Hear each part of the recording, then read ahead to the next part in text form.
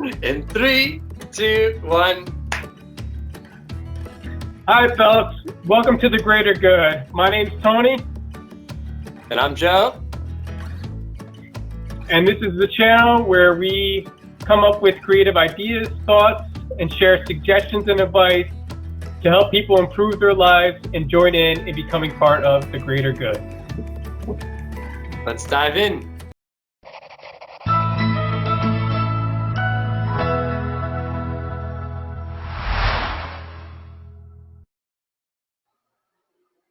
Hey, this is Joe here with The Greater Good.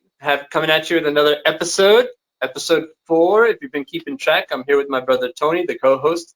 Last episode was quite a doozy. So far, we've kind of been laying the groundwork. If you haven't been following us, we started off our pilot episode with defining what our greater good was and helping other people to discover theirs. The second episode was a follow-up to kind of prepare us for what obstacles that we might foresee or maybe not foresee, so that we are well prepared to smash right through them and carry on in our mission. And then last episode 3, we kind of really detailed and hammered home ways that you can kind of develop your driving force, your purpose, and your why. In that episode, we talked about things that like common issues that people might have while finding their why. We also mentioned that we thought it might be, there's different tactics that you can take. Tony mentioned that you might want to go back to kind of a point of innocence and peel back all these kind of outside influences or voices that you might have taken on from other people and from the world as you kind of developed, and really get in touch with your inner core to find your purpose. I mentioned different tactics that you might take, including getting clear about what your greater good is and developing what the opposite of that is, and what kind of the worst outcome might be if you didn't see the greater good. And then that could drive you away from that outcome, because if you're not working towards something for your dreams and the ideal world, then you're pretty much actively working against it. I give you a little template about how you can formulate your greater good. So if you didn't watch that episode, definitely go back and see it. But I was talking to my brother here, Tony, before we got on the air today, and he mentioned that this has been something that has kind of resonated and stuck with him this week. And he had some new ideas, some postscripts, so to speak, that he wanted to add on to that episode. So I think before we get into our homework assignment from last week, Tony, do you have a few more things that you wanted to say about finding the purpose, and maybe some things that people might struggle with and how they can kind of handle that?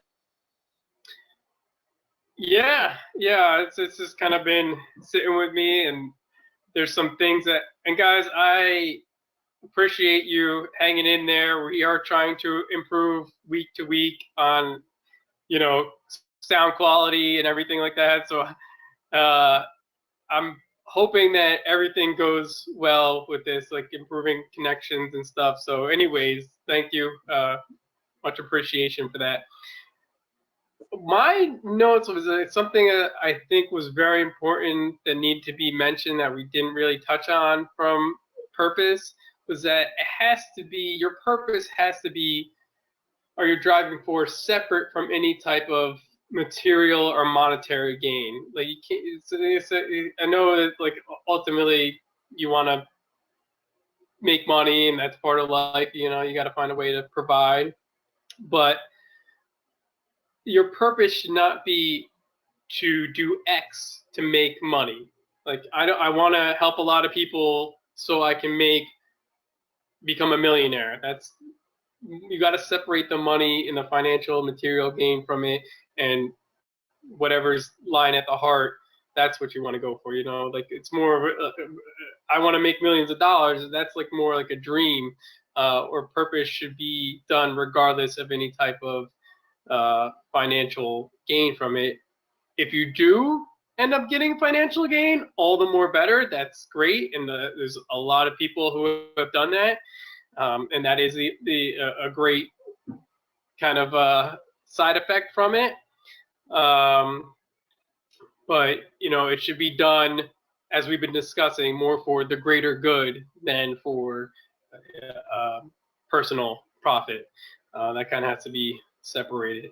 And another note I thought on was something that, like, other ways you can kind of tap into where, what a purpose might be for you is look at some of your people that inspire you, some of your heroes or your motivators that have been out there, and like write down a list of things that you're attracted to, that you're drawn to them, and why you're drawn to them, and that can kind of help you to formulate ideas of maybe where your purpose lies. And another note, I heard this one recently from Tim Ferriss, and he was talking about when comedians get stuck with things to write, they look in and say what makes them mad, what makes them angry, gets their skin boiled up. And I think if you kind of look at that at large, like on a large scale, is there something that really, like, I wish I could change that, and flip it, how can I have more compassion for it? And is there steps I can take on a small scale to start to make that change? The Mahatma Gandhi quote. It's so be the change you want to see in the world. So it's like you got to first kind of take your first steps within yourself to get that ball rolling to make that change, even if you can't see, like, I'm only one person, how am I going to have this big impact? You never know, right? just embrace it and kind of take that steps forward. So those are my kind of tidbits on it before we jumped into the homework from last week on gratitude and the importance of journaling. And come on, sorry about that. Just another robocall. That makes me angry now. But yeah, so we did discuss all those important things, and we want to get into journaling. And it was kind of funny. I've been reading the book, the 5 a.m. Club, and I've been getting up at 5 a.m. Last week. And today I read the page where he discussed the importance of journaling. And I was like, how coincidental is that? Like, it's just like, oh my goodness. And I took a screenshot and sent it to Joe. And we could put that up in there. If you haven't read the book, highly recommended, by Robin Sharma. It's such a captivating, interesting book, and it does inspire you to get up a lot earlier than you normally do. So Joe, why don't you kick us off here on your thoughts and what you came up with as far as practicing gratitude and the importance of journaling? Yeah, sure, man. It's funny that you kind of mentioned people, maybe confusing their driving force for some sort of aspect of success or financial gain. When I was drawing that, I don't know if you remember from last episode, I was drawing that little roadmap that I had. One of the detours, or one of the things that I could see detracting me from my greater good, was kind of the desires for money or for success or for fame. I think that can actually be a distracting force. Another reason I thought that was poignant that you brought that up is because I was thinking about things that personally would derail me once, like, you get started, you're writing down your ideas, you get your purpose kind of formatted, and you're well aware of it, and you're into it. Once you get chugging along, there sometimes, like, you find yourself a little bit lost or derailed, and one of the things that I think that can derail somebody is, what do I do for money? How does this align with money? Or what about my free time? Stuff like that. So I think that that's one of the reasons that I wanted to talk about journaling today, because I think that keeping track and tracking your progress, you don't always have to be perfect. In fact, nobody wants you to be perfect. Nobody's perfect. That would be boring, right? We're working towards an impossible end, but you're going to keep pushing the limits. That's how great things happen. What'd you say that? What's that quote about the reasonable man, Tony? Robin Sharma, the one it's George Bernard Shaw, I think it was. It's the the reasonable man, the unreasonable man. Oh man, you got me now. What is? I have to look it up, man. Oh, geez, it's something about there's no progress by the reasonable man. Therefore, all progress lies in the hands of the unreasonable, because it's the Yeah. unreasonable man who can step out and see that that where the future lies there. So we'll get that quote. I wish you would Yeah. let me know. That's one of the quotes I I should have memorized. I just thought about it as I was talking because, like, yeah, it seems kind of almost crazy to be striving for something that you know you can never attain, right? It seems unreasonable, but that's how real change happens, by people trying to make that dream a reality, right? So you can't expect to be perfect. The perfect is an ideal, right? But you should be aware that you like you're doing a little bit incremental steps are going to accrue, and they're going to start to gain momentum. And the way that you can kind of make that, the 5 a.m. club, Tony, I have to read that now. You got me hooked. The way that you can kind of use that momentum to your advantage is by realizing that you are taking those incremental steps, and the only way that you can do that is by tracking it and journaling. I think sometimes you can be in the big thick of it, and you just give up because you feel like you're uh, Sisyphus pushing up that rock up the hill and it keeps rolling down again, right? But that's not really the case. I'll have to get that pronunciation going.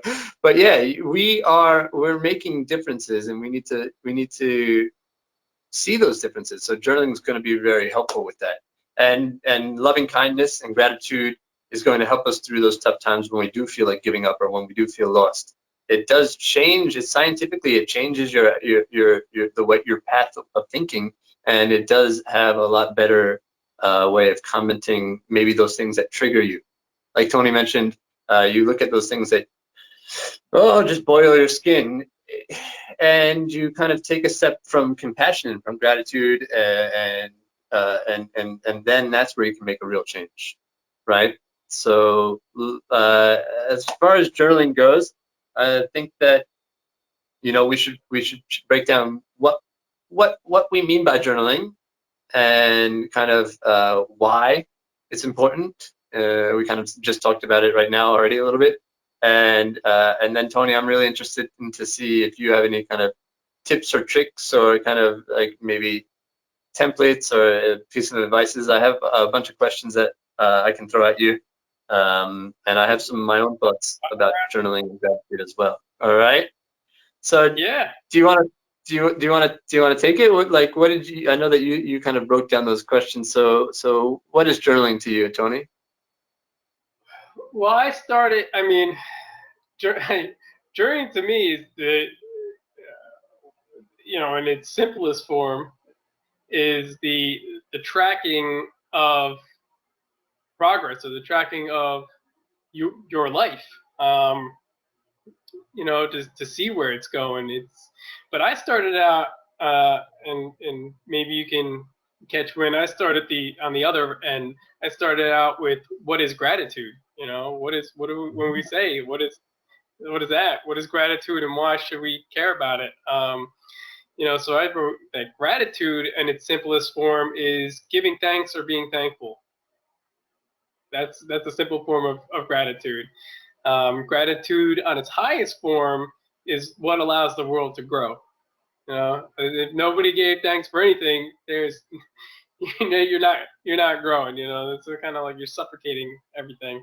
It provides us with recognition that we're all connected on a human level, and that there are what the joys are from life. It's appreciation for life and being able to experience it on a conscious level.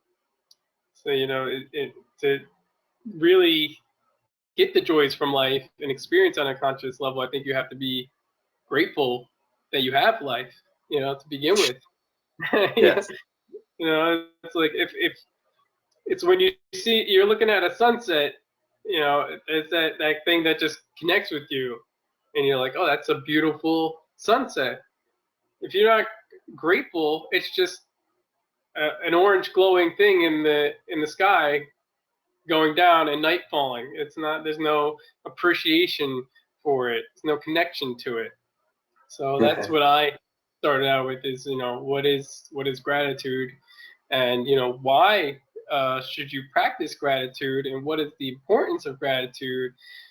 Um, that was a little bit of a tougher question to answer, and I don't know if I'm answering some of the questions that you have written down now, or we'll get into some of those later. But I think some of the brightest minds will tell you that you should practice because it expands your mind. Gratitude allows you to really take some introspective on what is important to you in life and allow that to expand and to grow and to perpetuate, and get a clearer vision of what you really enjoy out of your life. It puts it in a frame of mind. It puts it in a frame to build upon and connects you with an inner part of yourself that speaks to you without using words. Practicing gratitude brings an attention to what really matters in life, and it separates the ego from the heart. That's what I got as far as why you should be practicing gratitude. So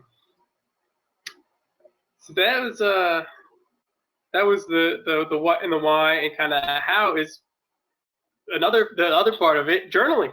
Like how do you that's one part of practicing gratitude is journaling, and the other one is kind of being conscious and aware on a daily basis of what you're thankful for, and helping that, giving more of that, and cultivating more of that in your life, is how you can be more grateful and more appreciative of life.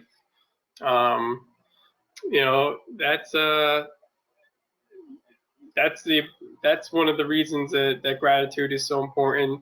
Importance of journaling, in my opinion, is it helps to further connect you with those feelings of gratitude. The experiences that you're writing about expand. There's kind of a magic, and I don't know if you feel the same way, Joe, but when I do, there's like a magical feeling that, like, when I put pen to paper, that just allows my thoughts to flow out. And then kind of as I see that the thoughts I'm writing and reading them, it sends it back into my brain, and it sinks it in even further, than just me thinking about it. So I think that's one of the powers of writing the written word. I know a lot in the digital age, people are typing it. I'm a slow typer, so it's easier for me to, and I think it connects it better when I actually take a physical pen, actually separate myself from any electronics while I'm doing it, and let it drive it home on a deeper level. I think writing in general expands the mind, because you're thinking about it and coming up with your own type of expression to transcribe your thoughts. It's not just keeping them in your head; it's getting them out into the physical. It's putting a physicality to your thoughts, which is powerful in its own right. Before I get into kind of the steps, which I'm going to give you right now, are very simple as far as the steps to take for journaling. What are your thoughts, Joe? What are some of the insights that you have when you were doing the homework? Yeah, man. That, like, when you were talking, a lot of that kind of stuff resonated with me, especially when you mentioned gratitude, and that's part of my greater good, and actually part of my purpose. If you remember from last episode, the law of PAL, both of those have appreciation embedded in them, right? The love, appreciation, and wonderment to reach a prevailing appreciation of life. And for me, appreciation encompasses gratitude. It's part of that, right? So that's why I use that word, because you can appreciate something, and that helps me to remember that I'm thankful for it. I think you hit the nail on the head when you talked about how to practice gratitude, it's difficult oftentimes when you're caught up in emotion, especially if you've kind of been practicing reacting, as we mentioned last class, like the last episode of Polar Class. I'm a teacher, by the way. As we mentioned last episode, a lot of people are going through life in a reactionary kind of default manner, where something happens to them and they just react to that. Everything's happening to them, right? They don't feel in control, or maybe they don't realize that they're not in control because that's how they're living their lives. Gratitude oftentimes needs you to take a second to reflect upon a situation and then to understand what that means to you. And if you're reacting all the time instantly or instinctually, then you're not giving yourself that time. So to get to that point, you can't really just start with like somebody's yelling at you or something bad's happening and, oh, I should be grateful at this moment, right? One second. Keep your train of thought going. But before I forget that, there's a quote by Viktor Frankl, one of the survivors of the Holocaust, and I'm sure you know this, right? Between stimulus and response, there was a space, and in that space lies our ability to choose our response, and in our response lies our freedom. I mean, the guy with the Holocaust and showed compassion for Nazis that were treating him brutally and others around and killing people. It's like, if this guy can do that, like all of us can practice compassion on a level, So I just want to interject about, like, if you have in that reactive mode, remember, there's a trigger and there's a space.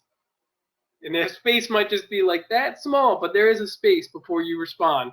So it's up to you to make that, expand that space, Yeah, and that's kind of the point I was getting to, Tony. And I love that quote by Frankl. Yeah, he's an amazing example. If you haven't, you should read his book. And that's on my to read list as well.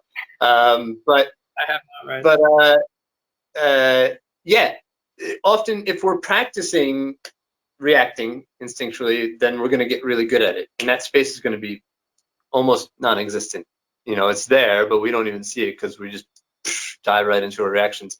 We can expand that space, as Tony mentioned, by practicing gratitude, and I think that begins with journaling. So we might go through the day and we reacted some way that we could have reacted better about, or we didn't take time to say thank you to somebody that we should have. But if you practice journaling and you practice gratitude in your journaling, then you start to be more susceptible to it while it's happening. And so then you start to see those instances where you can be grateful. So you're reflecting on it and you're like, oh yeah, I'm trying to find things to be grateful about.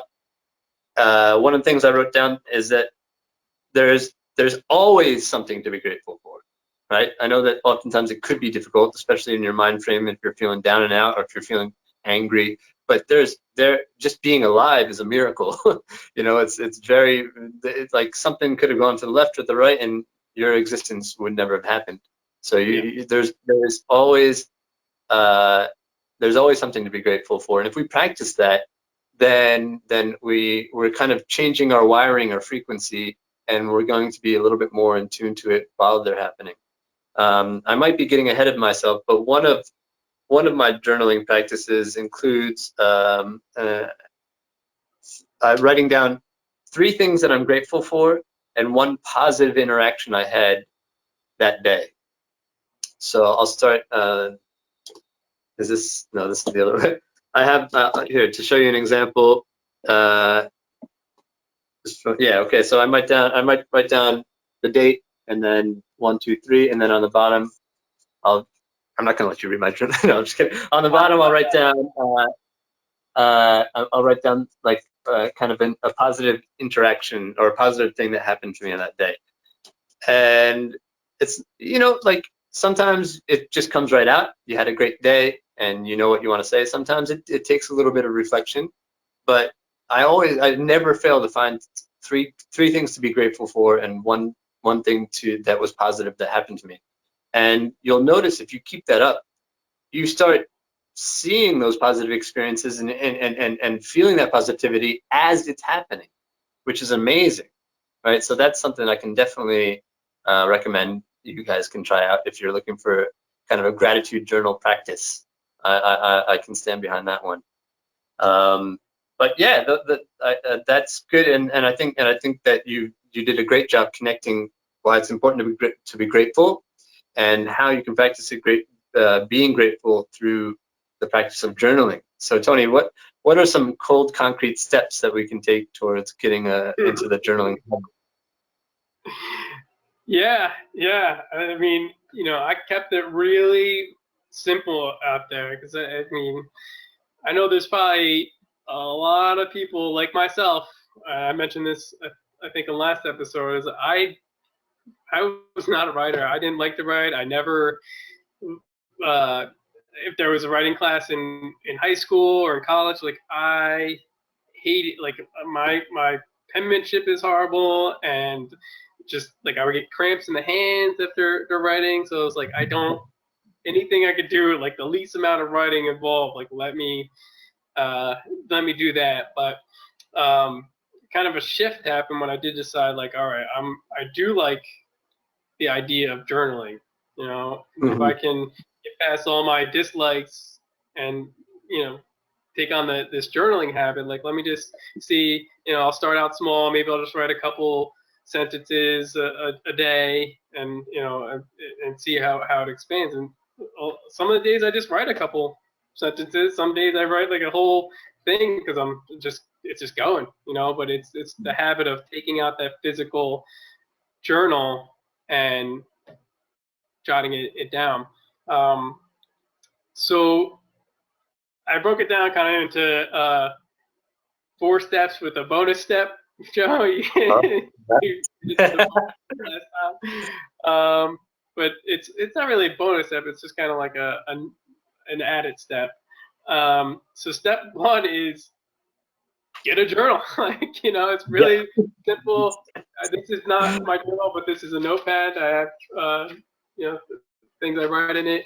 But it's you actually got to go to the store. And I did write, like, I suggest that you get a nice one. Get something that, like, oh, I will enjoy pulling this journal out, looking at, like, it's a fancy journal. Make it yours, but like Tony's journal on it, or like on my journal it says like Tony's Book of Awesome. So it's like every time I pull it out, I see it says Tony's Book of Awesome, which I'm like, that is actually some pretty awesome stuff in this book. And get like something that is, if you can, that it's dated. I mean, it really doesn't have to be a dated one, because I don't have a dated one, but I write the date out every day as a beginning entry. And then complement that with a nice pen that you like, a pen that's there you go. So, yeah. Just write the date. Yeah, you might find like a really nice journal, but it might not be dated. So you'll just have to do that step of writing the date out. And it's funny, I write my dates the same way you write your dates there, with the year and the first ST, like the one, yeah. But yeah, complement it with a nice pen. That's something that's like, the pen makes you feel like powerful. That it's smooth writing. You're not like, it's not just a normal big pen where you're like, oh man, the ink's dying again. And get a backup pen, because the worst thing can happen was if you run out of ink when you're journaling, and you're like, oh no, I don't have another pen. Make sure you have that backup pen ready to go. Step 2 is block out the time. Find whatever period of time during the day that you're going to make it the same period of time every day, 10 to 20 minutes. I journal at night just because I like kind of like recapping the day at night. It leaves me in a positive state going to sleep. But I know a lot of people say that morning is a better time to deal. You're kind of like setting the day, you're recapping yesterday, and you're putting the day to go forward. With the gratitude practice, and cultivating that gratitude as the first thing you're doing as part of your morning. And then step 3 is write. LOL.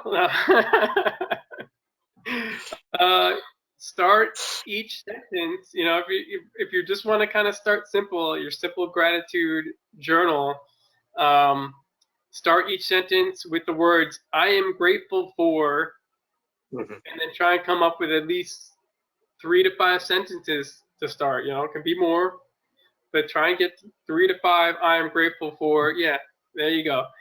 Now I would actually write the words I am grateful for ba ba ba, and the next line I am grateful for ba ba ba. So your mind is hearing it at least 3 times. You know, 3 things stick in threes, right?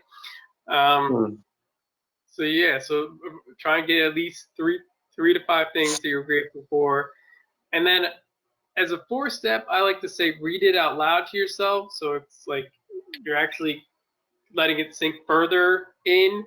So, you know, I am grateful for the food on the table. I'm grateful for my family. I'm grateful for my health. You know, like let those things sink in, and you'll see that you have throughout the day more appreciate. Like I feel great. Like I'm healthy because I'm appreciated. I'm grateful for my health, and even with your family, like you'll see the better parts, the better side of them because you're more grateful for them. Everybody's different. You have different things that you're grateful for. I'm just giving you examples. But that 4th step is read it out loud.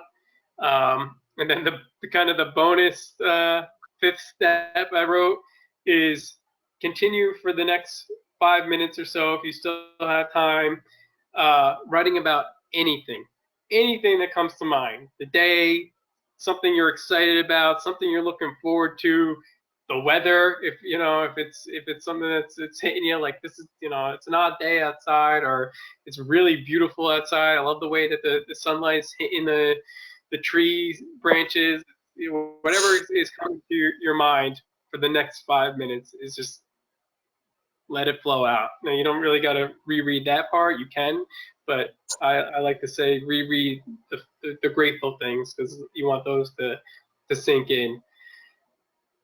And obviously, like, it's gonna take time. Like we've been kind of saying this like almost every episode. It's not just some magical habit that you're gonna do 1 or 2 times and expect like, oh, everything is just gonna be, you know, peaches and rainbows or whatever.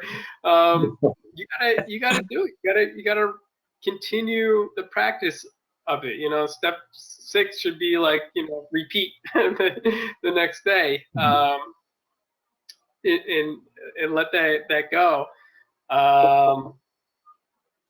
Yeah, but those are my simple steps. So again, I know you like to recap. They're kind of simple, so I'll just go through them real quick. Get a journal, something that's nice that you're like, this is a nice journal. This is something I would enjoy taking out and looking at every day.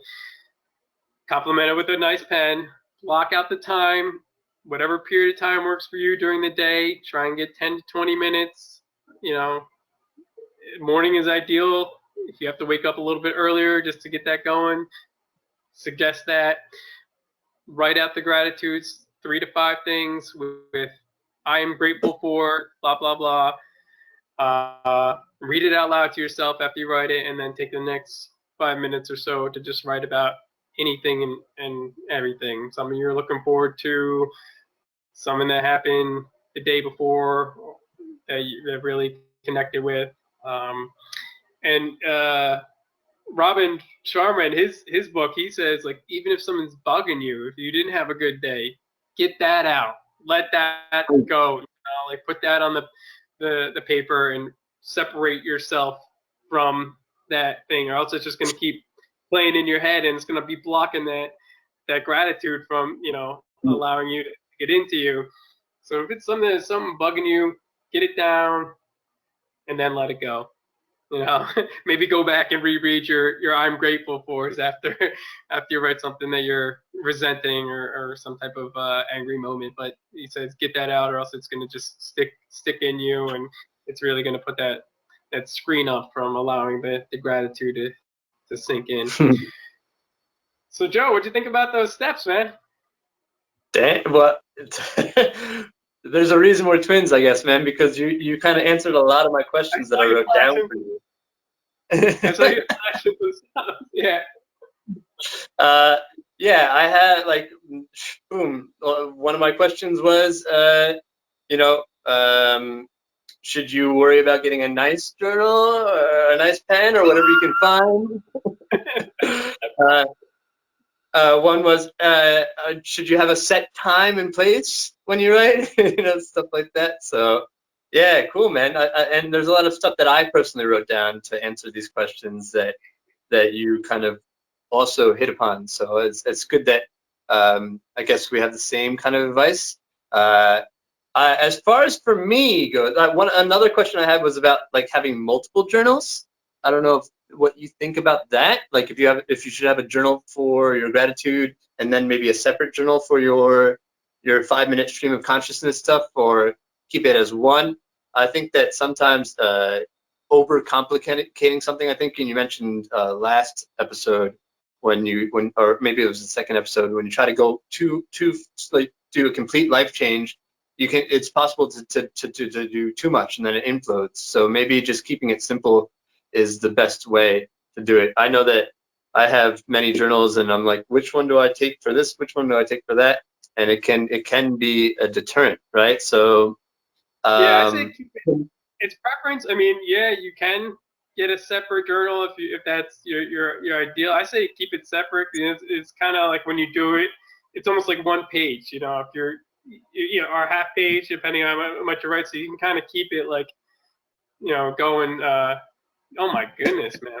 Wow, yeah, some nice. of these are finished, so that's not fair. Some of these are all like I think these are all done, so I need to get rid of them, or not get rid of them, but file them away. I just want to show the different styles that I have. Like this one here is like one of my favorites. It's from a long time ago. I don't use it as much, but this is for the stream of consciousness stuff, for the creative stuff. It's not really journaling, but it's really helpful, and I really enjoy. This is like my treat when I get a chance to do that. But yeah, these are kind of these kind of two. One is for gratitude and positive interactions. The other one was for tracking whatever habit I was trying to work on, mainly sobriety, stuff like that. Day 1, day 2, day 3. Because when you write the date and then you write how many days you've done, you start building that chain. And we'll talk about that as we go through, because a big part of this channel is gonna be about habit formation and kind of addressing that. Yeah, And so just yeah. because you brought it up about habits. I do have a separate, like this is the separate one. This is in my journal. But I do have a separate for habit tracking. And one of the habits I'm tracking is journaling. And I'll write like how I felt about journaling, all right, I've been going now 28 days. And last night was when I wrote this. It was nearly a month now of daily writing. Pretty impressive for someone who used to despise writing growing up. Now it brings me great joy, and it's just like I didn't elaborate on that. It's just like some of these are a little bit longer feelings that I had towards journaling, but it's helping me keep a track on those days in the beginning where I could look back and see. And it's like, oh man, I really didn't want to journal this day.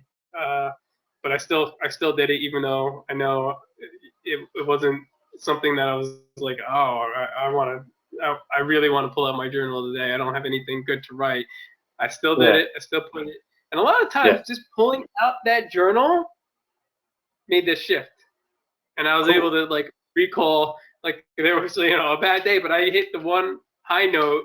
Like even though the day wasn't a good day, I still think because this happened that it made it a good day. Like I'll take the day as a win, so to speak. So it is interesting in that fact that it can make that shift just by pulling it out, even if it's like, oh, it's so late, I don't want to journal. You'll see, like if you do get into this habit, which I strongly recommend you do, that it can have that effect.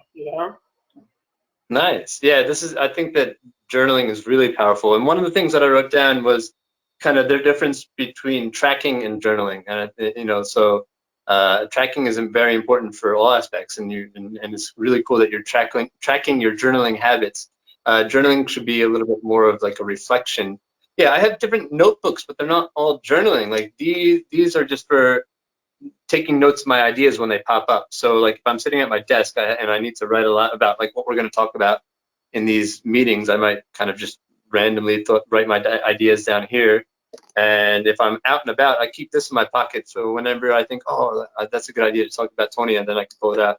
These kind of things are a little bit easier to, rather than, you might not always have that in your pocket, right? So think about what you're looking for. For me, I know that you mentioned getting a good journal, and I have these, like, I'm a big Star Wars and Lord of the Rings fans, and I got these, right? And I'm really excited. But if you notice, they're still in their plastic, right? I didn't open them up because I'm so worried about like not writing the right thing. So you have to know yourself a little bit. Like, I know that sounds weird, but I don't want to, like, I want to make sure, like, maybe when I'm better at journaling and better in my habit, or if I have a better purpose for these, like if I start to kind of become more of a writer, which is something I'm interested in, then I can kind of write my stories in these. So you do have to know yourself. If you're worried about perfection, which I sometimes am, maybe getting too nice of a notebook might be a deterrent because you're worried that you might not ruin it. But I can wholeheartedly attest to getting like some nice pens. Really good, like, really, if you're gonna invest in something, invest in the pen, man, because like writing can be uncomfortable, right? And if you're getting a pen and it's like not working, it can be very frustrating. But if you get a nice silky pen and like it just like velvet out on the page, and you're like, yeah, this is nice. It's really a pleasurable experience. So yeah, I would say get a good pen was something that I wrote down. So I didn't write down any steps. I just wrote down things I thought about for journaling. Number one was just writing down helps, right? So like just get it down. Like you said, you might not always feel like it, but once you start to write, it's like therapeutic, man. And it really does help. You might not be in the perfect state of mind for it, but once you get into it, you kind of like, and yeah, I like that 5 minute thing that you have, because like you do need to give yourself some time to almost get warmed up, and then things start coming out that you didn't even know, and then you feel a lot better afterwards for sure. Um, so number two was 3, 2, 1, go. Sometimes you're looking at a blank page and you don't know what to write. Try that trick. That I guess Mel Robbins talks about the 5 second rule, the 3 second rule. That wasn't what I was talking about, but I guess it's the same thing. Like just say, okay, go, and just start writing. When I was doing stream of consciousness, sometimes like if you don't know what to write, they say just write. I don't know what to write. I don't know what to write, or maybe not that bubblegum or whatever, and then write any random words, and then you'll start to make sentences, and then you can start going. Right? You had something to say about that?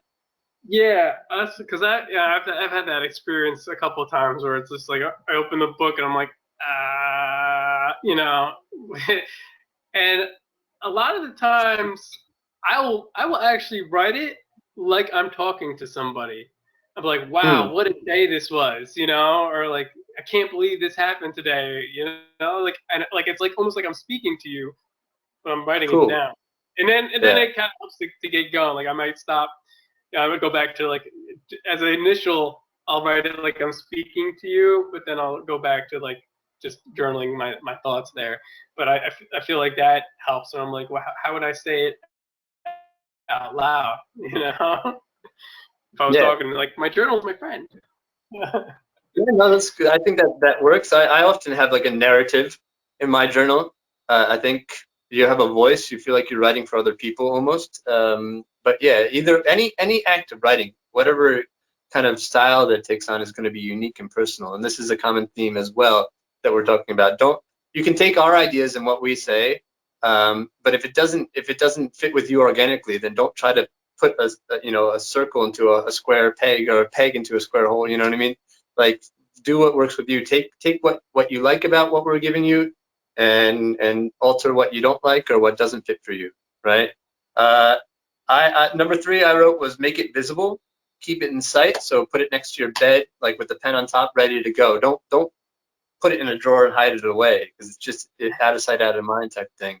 I think as much as you can, get that journal out and keep it in sight. Put it in the middle of your room somewhere where you're going to see it every time you come and go, or wherever you're going to write.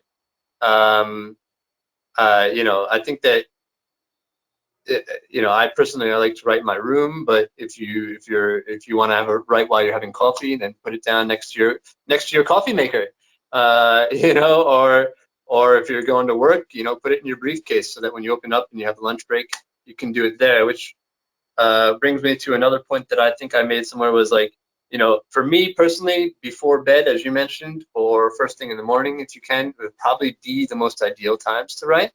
But anytime really is better than no time at all, right? So and that goes for, like, if you can make it daily, you're going to see a lot more results. But if you can make it 3 times a week, then great. Once a week, good. You probably don't want to make it any more than once a week. Like two times a week, you're not going to get any effects from it. But do what you can and build up to something more routine. Something you'll figure out what works for you when you have time in your schedule. But giving yourself, I guess, like at least 10, 15 minutes to write is going to be important. You want to make this sacred time for you. Not so sacred that you avoid it because you don't want to spoil it and you don't know what to do. Again, better to just get into it and dive into it and go.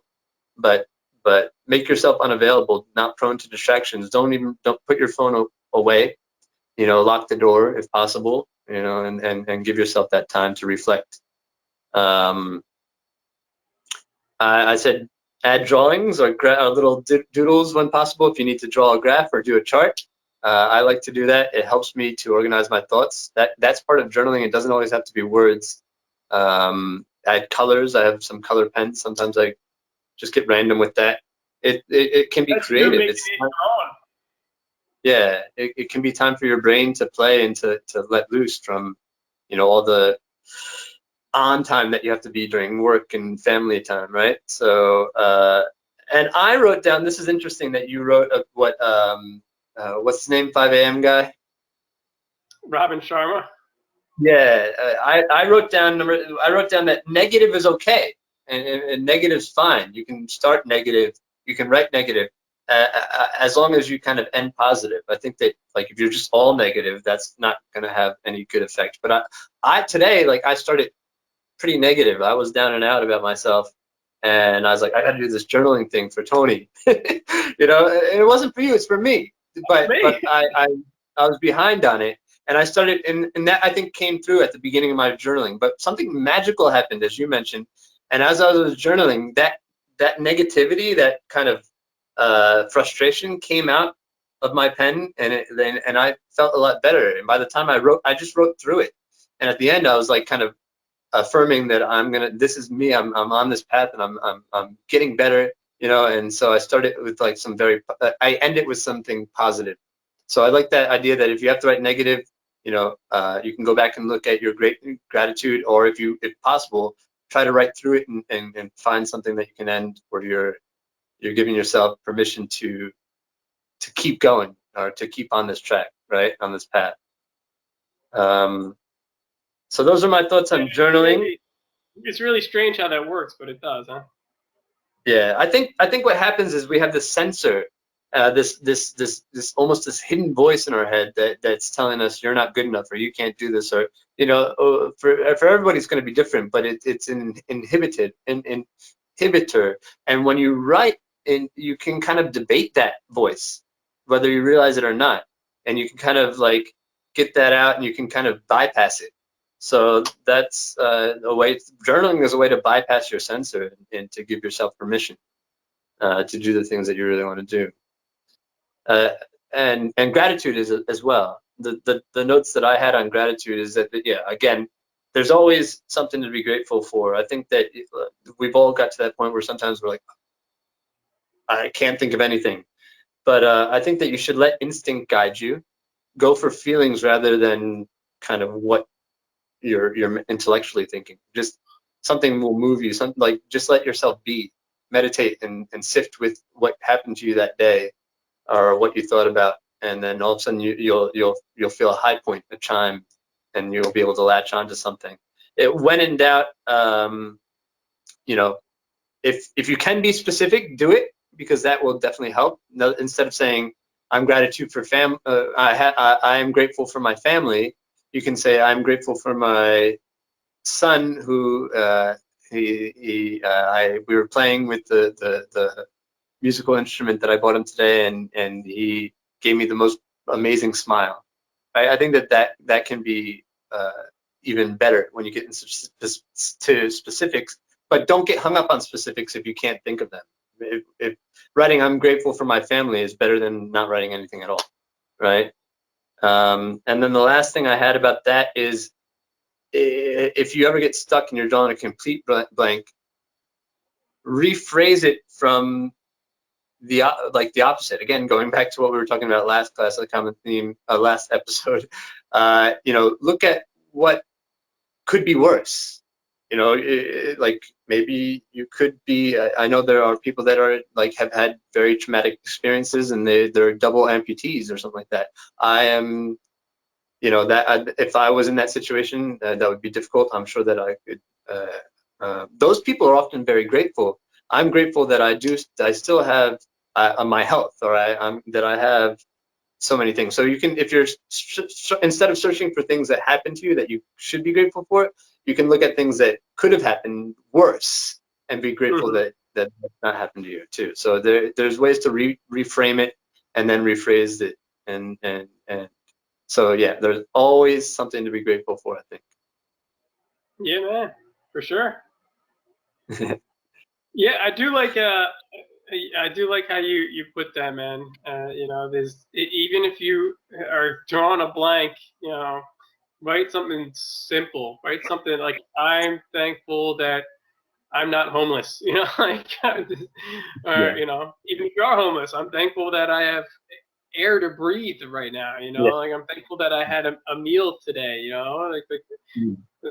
there's always, like, even if you break it down to the simplest form, there's something to be grateful for. I do like the point that you made about having a specific spot that you journal every time. It's not a necessary thing, but I do find that having a spot, connecting the spot with the journaling, is a lot better for me. Like, I used to be like kitchen table, living room chair, dining room chair. Like, there was different spots I go, and I was like, you know what, like, I'm just gonna stay one spot every time and make that my journal spot, and it seems to be a lot better. It's like, my brain is like, I'm telling my brain, like, as soon as I sit down with this book in my hand, it's time to write. Like, it becomes that thing of mine, right? yeah, whatever I can do to give me a little help and little push there, the little mind trick, mind hack, or whatever you want to call it. But yeah, I mean, this is good stuff, man. I think this is a good homework assignment. Is there anything else that you had on gratitude or journaling, or are we about ready to wrap it up and give out some homework? What do you think? Yeah, I think we touched on a lot of things that I was kind of concerned about. Like having to be perfect. Just just write something, and just keep writing. You don't have to be perfect. In fact, that stream of consciousness thing that you got, just keep writing for 5 minutes is going to be really good. Negative versus positive, and I answered that question myself today. Like figuring out that negative can actually lead to a positive. Just getting it out really helped. I think it's really good that we. Yeah, go ahead. What were you about to say? I'm sorry. I was just going to say, I think that it's really good that we were able to get into journaling, because it should be one of the initial habits that we use. It's like, to go back to my analogy about the greater good being the roadmap, the destination, and the obstacles being the speed bumps or the road work or the detours, and your purpose being your driving force. I mean, your car, your vehicle that gets you to your greater good, to head you in that direction. You need to, like any other car, you need to kind of go in for diagnostic tests. You worked on cars for a while, so you need to check and recalibrate. And I think journaling and especially tracking can be an amazing way to do that, to do your diagnostic checks on your vehicle, and to look at your compass and make sure that you're still on the right track. Oh yeah. So. Oh yeah, definitely, man. Another positive for journaling for sure. Yeah, I'll quickly, because I do have the book here with me, I'll share what he wrote, and you can put it kind of as the infographic there. This is what I was reading this morning, which is was like really amazing. And guys, again, read this book. Can you see it, Joe, or no? The Journaling Habit Deconstruction. I can't see the finer print, but you can read it out for us. We'll get it up on the screen. So he wrote, reasons to create a journaling habit. Multiplies clarity and awareness, activates deliberate gratitude, which we touched on, reinforces daily learning, so it helps grow your mind, records what you just mentioned, where you are winning, making sure you're still on that same path, processes low energy emotions for release versus repression. So that's kind of touching on the negative stuff, and he calls it low energy emotion, which I thought was very cool. And getting it out there versus repressing it and letting it play as a track record. Offers a place to work through confusion, which we didn't really talk about it, but I could see, like, that allowing you to, once you start writing, expanding your mind and getting through some of the things that might be bogging you down. Allows for planning and goal setting so execution improves. Captures your life's best experiences. Amen. Nice. Allows you to re-experience joyful times. Now, that I can say for sure is one that I experience a lot. Elevate your creativity, which, when translated into productivity, yields mastery. Awesome. Somewhere he mentions, I think it's him, that like, oh no, it was Tim Ferriss. Tim Ferriss on Impact Theory mentions like 99.9% of everybody he's interviewed, I had on his show, practices daily journaling and meditation. And he interviews some very powerful people, if you don't know. So, some of the great minds in the world right now are practicing daily journaling. If that doesn't inspire you enough to get a notebook and pad there and make it a habit, then I don't know what else will. But for me alone, just being able to reflect and gain more positivity, I didn't really know that this was going to happen, and I thought it might take a little bit longer to focusing my shift on more of a what good is happening, and being grateful, like expanding my gratefulness and appreciation is definitely been effect of daily journaling. So that's one of the things where it's like I just wanted to get this habit in place, see where it goes, and it's amazing. I think that's one of those things that pretty much everybody will see from a habit of journaling. You probably see other things because, again, as we say all the time, everybody's different, everybody's personal, so you might see other types of things start to come to fruition for yourself. But it's one of the things that I really like and I really enjoy, and I'm very thankful and very grateful that I have started this habit of journaling, which I'm sure you are as well, Joe. Yeah, man, I'm excited about it. And I think that we should take it one step further and challenge our viewers to get on board. Yeah, so we're challenging you today. If you're watching this in the morning or at your during your lunch break, sometime during the day, go out, get a journal, and if you can, a nice pen. Don't worry, don't get hung up. You can get a pen or a journal anywhere and worry about the specifics later. But yeah, get something. And for the next let's say for the next 15 days, half a month, I want you to write 3 to 5 things that you're grateful for, and then take 5 minutes to just kind of stream of consciousness, write your thoughts afterwards, and keep that up for a daily basis. Come back here, or while you're going through it, let us know in the comments how it's going for you. What difficulties you're finding, what ways you're overcoming those obstacles. If you have trouble with that, reference our second video or second episode, and let us know the outcomes and the effects on you. We want to hear from you. All right? Yeah. So there you have it, folks. That was another exciting, excellent episode of The Greater Good. We talked about the practicing of gratitude and the importance of journaling. We discovered that basically, gratitude at its simplest form is just being thankful and appreciative of life in itself. On its larger scale, it allows you to grow and expand and provide you with recognition that we're all connected as humans. That we all want the same joys out of life. And we want to. In order to do that, we have to be grateful on a conscious level. On a daily.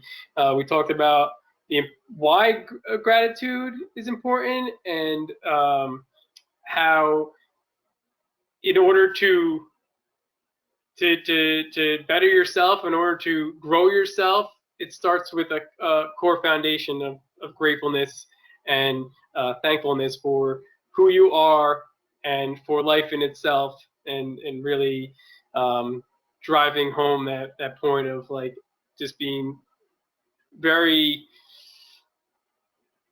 insightful and thankful for this whole mess that we're in called life. And we touched on how we can be grateful, which led us into the journaling and taking the steps to journaling, getting a notebook, getting a pen, finding a time to block out to write, writing, the I'm grateful, 3 to 5 things that you're grateful for, reading them again back to yourself out loud, and then for the next few minutes, writing anything and everything that comes to mind. So, and just kind of getting started is all about. Anything I missed, Joe, before we close out? I think you got it. So far, we've detailed, why we need the greater good, what we can anticipate getting in our way towards our greater good, what kind of powerful force or why driving force that we can get it on board to propel us towards our greater good and away from the opposite. And a great place to start is with gratitude, and journaling can really help with that. So I think that, Tony, maybe for next episode we can start to there are some things that maybe can you need to get in line first before you can kind of work on any other kind of personal habits. So what are we can maybe write down our ideas what core habits we should kind of get in line before we start to kind of develop more of the nuanced habits that will lead us towards our greater good. All right, and we can make a list of that. What do you think?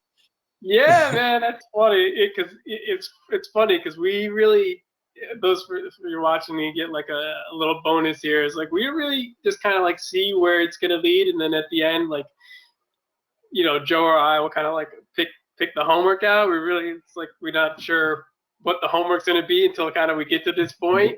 But that was the same exact it leads us this leads us exactly to habit, like the importance of creating habits and habit creation, which is a topic that we want to discuss about. So yeah, I think that homework for us, man, is just let's talk about the habit creation, why habits are important to create in your life, and the power of creating habits into your life. So yeah, awesome. That was perfect. All right, there you go. So until next time, friends, same black hair, same two twins. Thank you for coming. Your host for the evening, Tony and Joe. Good night. Love you, man. Love you, bro. Yeah.